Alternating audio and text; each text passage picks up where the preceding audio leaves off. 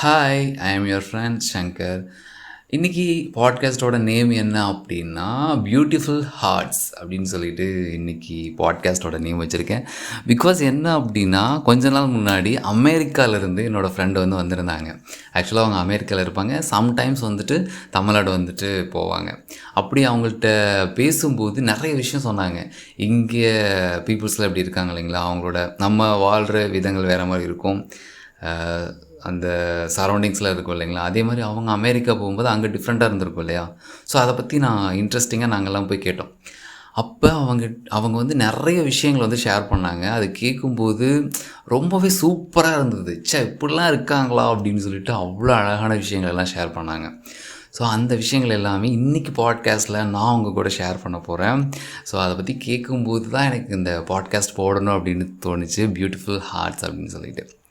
So ஏன் சொல்கிறேன் அப்படிங்கிறத இந்த பாட்காஸ்ட் முழுசாக நீங்கள் கேட்கும்போது உங்களுக்கே புரியும். ஃபஸ்ட் டைம் அவங்க என்ன சொன்னாங்க அப்படின்னா, அமெரிக்காவில் சின்ன சின்ன உயிரினங்களுக்கு கூட அவ்வளோ மரியாதை கொடுப்பாங்களாம். ஆக்சுவலாக அங்கே என்ன நடந்துச்சுன்னா, ஒரு டைம் அது அடிக்கடி நடக்குமா. எப்படின்னா, ஒரு சின்ன பறவை அதோடய முட்டையிலேருந்து வெளியில் நடந்து போயிட்டுருக்குமா. ஸ்ட்ரீட்டில் ஏதாவது ஒரு இடத்துல நடந்து போயிட்டு இருந்துச்சுன்னா, அவங்க என்ன பண்ணுவாங்களாம், கேமராவில் பார்த்துட்டு அங்கே இருக்க எல்லா கார்ஸ், அந்த ஸ்ட்ரீட்டில் போகிற எல்லா கார்ஸுக்குமே இன்டிமேட் பண்ணுவாங்களாம், இந்த மாதிரி இந்த ஸ்ட்ரீட்டில் ஒரு பறவை நடந்து போயிட்டு இருக்குது. ஸோ யாரும் அது டிஸ்டர்ப் பண்ணாதீங்க, அங்கிட்டு போகிறவங்க ரொம்ப பொறுமையாக போங்க, அதிகமாக ஹாரன் அடிக்காதீங்க. இன்கேஸ் அந்த பறவை கீழே விழுந்துருச்சு அப்படின்னா யாரும் போய் தூக்காதீங்க, பின்னாடியே அதோட அம்மா பறவை இருக்குது அப்படின்னு சொல்லுவாங்களாம். பாருங்களேன் எந்த அளவுக்கு ஒரு குட்டி உயிரினத்துக்கு ரெஸ்பெக்ட் கொடுக்குறாங்க அப்படின்னு சொல்லிட்டு. இன்னொரு இன்சிடென்ட் சொன்னாங்க, அது இன்னும் ரொம்ப அழகாக இருந்தது. என்ன அப்படின்னா, அங்கே ப்ளூ டங்க் லிசார்ட் அப்படின்னு சொல்லிட்டு ஒரு உயிரினம் இருக்குது. நம்ம ஊரில் எப்படி பார்த்திங்கன்னா பள்ளி இருக்குல்ல, அந்த மாதிரி அமெரிக்காவில் அது ஒரு உயிரினம். அது ரொம்ப அதிர்ஷ்டமாக பார்க்குறாங்க. அந்த மாதிரி ரொம்ப அதிர்ஷ்டமாக பார்க்குற உயிரினம்னு வச்சுக்கோங்களேன், ப்ளூ டங்க் லிசார்டு. அது ரொம்ப பிடிக்குமா எல்லா மக்களுக்குமே. இது ஆக்சுவலாக மெடிடேஷன் சென்டரில் ஒரு ஈவெண்ட் நடந்துச்சு. என்ன அப்படின்னா, அந்த ப்ளூ டங்க் லிசார்ட் அப்படிங்கிற அந்த உயிரினம் வெயிலுக்கு வேகமாக மெடிடேஷன் சென்டர் தியானம் பண்ணிகிட்டு இருக்க இடத்துல உள்ளே வந்துருச்சு. அவங்களோட காலில் ஏறிடுச்சான். என்ன தான் நம்ம பள்ளி அப்படி அதிர்ஷ்டமான உயிரினம் அப்படி பார்த்துட்டு இருந்தாலுமே அவங்க உடனே பயந்துட்டாங்களாம், என்ன திடீர்னு காலில் ஏறிடுச்சு அப்படின்ட்டு. அப்புறம் என்ன பண்ணாங்களாம், அதுக்காக ஒரு மீட்டிங் போட்டாங்களாம். என்னென்னா எதுக்காக இந்த உயிரினம் உள்ளே வருது, ஏன்னா அதுக்கு வெயில் அதிகமாக இருக்குது. அப்போ நம்ம என்ன பண்ணலான்னா, நம்மளோட அந்த வீட்டை சுற்றி ஒரு சின்ன சின்ன தொட்டியாக நம்ம இது பண்ணி குட்டி குட்டியாக செடிகளை வைக்கலாம் அப்படின்னு பிளான் பண்ணாங்களாம். ஏன்னா வெயில் இருக்கனால அதுக்கிட்ட நிழல் இருக்கும், அப்போ அது போயிடும் அப்படின்ட்டு. அப்புறம் இன்னொருத்தர் என்ன சொன்னாராம், அப்போ அதுக்கு தண்ணி தாகம் எடுக்கும்ல, அப்போ அது என்ன பண்ணும் அப்படின்னு சொன்னாங்களாம். அதுக்கு என்ன பிளான் பண்ணாங்கன்னா, குட்டி குட்டியாக தொட்டி அதுக்கு பக்கத்துலேயே கட்டி அதில் நம்ம கொஞ்சம் ஜில்லுன்னு தண்ணி ஊற்றிடலாம், அப்போ அது தண்ணி குடிச்சிட்டு போயிடும் அப்படின்னாங்களாம். அப்புறம் இன்னொரு கன்சர்ன் அதுலேருந்து வந்ததான், நீங்கள் தண்ணி ஊற்றிட்டீங்க அப்படின்னா அந்த தொட்டிக்குள்ளே அது விழுந்துருச்சு அப்படின்னா அதெல்லாம் எந்திரிச்சு வெளியில் போக முடியாதுல்ல, அப்போ அது செத்துரும்ல அப்படின்னு சொன்னாங்களாம். அப்போ அதுக்கு இன்னொரு மீட்டிங், இன்னொரு சஜஷன் என்ன அப்படின்னா, அதுக்குள்ளே குட்டி குட்டியாக சின்ன குச்சிகளை நம்ம வைக்கலாம். இன்கேஸ் அது உள்ளே விழுந்துட்டால் கூட அது குளிச்சுட்டு அந்த குச்சிகளை பிடிச்சி அது வெளியில் போயிடும் அப்படின்னு சொன்னாங்களாம். பாருங்கள், ஒரு உயிரினத்துக்காக 1 ஹவருக்கு மேலே இந்த மாதிரி மீட்டிங் போய்கிட்டே இருந்ததாமா. பாருங்களேன் எவ்வளோ இன்ட்ரெஸ்டிங்காக இருக்குல்ல. அப்புறம் இன்னொரு விஷயம் சொன்னாங்க, என்னென்னா அந்த எல்லாருமே ரொம்ப சுத்தமாக இருக்குமா அந்த கண்ட்ரி, யாருமே குப்பை போட மாட்டாங்களாம், குப்பைகளை கொண்டு போய் குப்பை தொட்டியில் தான் போடுவாங்களாம். அப்படியே நம்ம இந்தியாவுக்கு வாங்க, நான் என்ன சொல்கிறேன் அப்படின்னா, இன்றைக்கி நாம் நிறைய உயிரினங்களுக்கு நாம்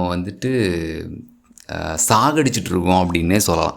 அது நீங்களும் சரி நானும் சரி நமக்கே தெரியாமல் நிறைய உயிரினங்களை இன்றைக்கி சாகடிச்சிட்டு தான் இருக்கோம். பிக்கஸ்ட்டு க்ரைமே நம்ம பண்ணிகிட்ருக்கோம் அப்படின்னு சொல்லலாம். இது கேட்கும்போது உங்களுக்கு தோணும், நான் என்ன பண்ணேன், நான் பேசாமல் பாட்காஸ்ட் கேட்டது ஒரு தப்பா, என்ன போய் இப்படி சொல்கிறியா அப்படின்னு நீங்கள் கேட்கலாம். ஆக்சுவலாக என்ன அப்படின்னா, நாம் எல்லாருமே மேக்ஸிமம் பார்த்திங்கன்னா நம்ம சாப்பிட்டுட்டு குப்பைகளை கீழே தான் போட்டுட்ருக்கோம் ரோட்டில். இது என்ன பண்ணுது அப்படின்னா, நிறைய உயிரினங்கள் அதை இப்போ பேப்பர்ஸ்லாம் இருக்குன்னா அதை மாடு இல்லை சின்ன சின்ன உயிரினங்கள் வந்து சாப்பிட்ருது. அதுக்கு நிறைய இன்ஃபெக்ஷன்ஸ் வந்து பாடியில் க்ரியேட் ஆகுது. நம்ம கூட ஏதாவது ஒரு ப்ராப்ளம்னா போய் டாக்டர்கிட்ட சொல்கிறோம், இல்லை வீட்டில் சொல்கிறோம், ஏதாவது சொல்கிறோம். ஆனால் அந்த உயிரினங்களுக்கு யார்கிட்டையும் சொல்ல வேற முடியாது இல்லைங்களா? அவ்வளோ கஷ்டப்படுதுங்க. இன்றைக்கி பார்த்திங்கன்னா கடலில் கூட நிறைய பிளாஸ்டிக்ஸ் இதெல்லாம் போடுறோம். அதை நிறைய உயிரினங்கள் சாப்பிட்டுட்டு நிறைய ப்ராப்ளம்ஸ் க்ரியேட் ஆகுது, நிறைய உயிரினங்கள் செத்து போயிடுது. இந்த மாதிரி நிறைய நடந்துகிட்ருக்கு. இட்ஸ் லாட்ஸ் ஆஃப் ப்ராப்ளம்ஸ் வந்து நிறைய க்ரியேட் ஆகிட்டு இருக்குது. ஸோ இதெல்லாம் எங்கே ஆரம்பிச்சது, இதுக்கெல்லாம் காரணம் யார் அப்படின்னு கேட்டால் நம்ம யாரையும் ப்ளேம் பண்ண முடியாது.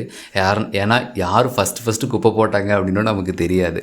ஆக்சுவலாக நம்ம சின்ன வயசில் படிக்கும்போது ஸ்கூலில் இருந்தே புக்ஸ்லலாம் நமக்கு சொல்கிறாங்க, குப்பைகளை குப்பை தொட்டியில் போடவும், வாழைப்பழத்தூள் சாப்பிட்டிங்கன்னா அதை கீழே போடாதீங்க, அதை வலிக்கி விழுந்துருவாங்க. அந்த மாதிரிலாம் படித்தது ஞாபகம் இருக்குது. அந்த மாதிரிலாம் நிறைய படிச்சிருக்கோம். இருந்தாலுமே நாம் வந்து இன்றைக்கி நிறைய குப்பைகளை வந்து ரோட்டில் பார்க்க முடியுது.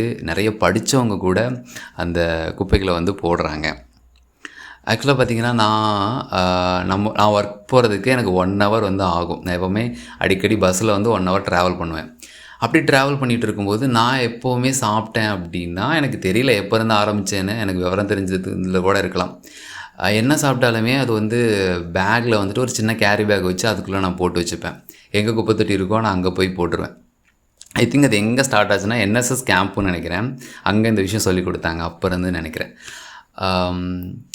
அப்போது நான் அந்த மாதிரி ஒரு டைம் சோளக்கருது சாப்பிட்டுட்டு அந்த தோலை எடுத்து அந்த கேரி பேக்கில் வச்சுட்டு நான் பேக்கில் வச்சுக்கிட்டேன். அப்போ ஒரு தாத்தா பக்கத்தில் இருந்தார்.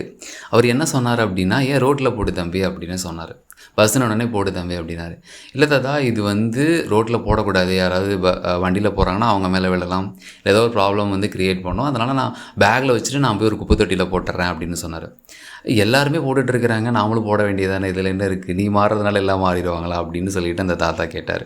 எஸ், எல்லோரும் மாற மாட்டாங்க, அது மாறுறாங்கன்னு எனக்கு தெரியல. அதே மாதிரி இன்னொரு இன்சிடெண்ட் என்ன அப்படின்னா, ஒரு சின்ன குழந்தை சிப்ஸ் சாப்பிட்டுட்டு இருந்தாங்க, அவங்க அம்மா கூடவே இருந்தாங்க.